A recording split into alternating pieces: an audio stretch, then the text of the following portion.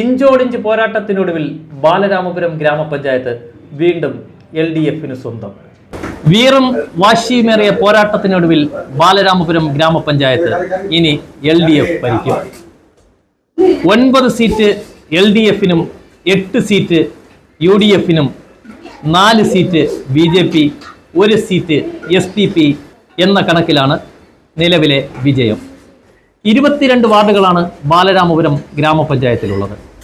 ബാലരാമപുരം നല്ല ഭൂരിപക്ഷം ഞങ്ങൾക്ക് ലഭിച്ചിട്ടുണ്ട്. ഞങ്ങൾ തുടർ ഭരണം ഉറപ്പാക്കി ഞങ്ങൾ വീണ്ടും പഞ്ചായത്തിൻ്റെ ഭരണത്തിലേക്ക് ഞങ്ങൾ വന്നിട്ടുണ്ട്. ഇവിടെ നമ്മുടെ ബാലരാമപുരം ഗ്രാമപഞ്ചായത്തിലെ 22 വാർഡുകളിലും LDFിൻ്റെ പ്രവർത്തകർ, സാധാരണക്കാർ, പാവപ്പെട്ടവർ, പണിയെടുക്കുന്നവർ എല്ലാവരും ഒറ്റക്കെട്ടായാണ് ഞങ്ങളെ സഹായിച്ചത്.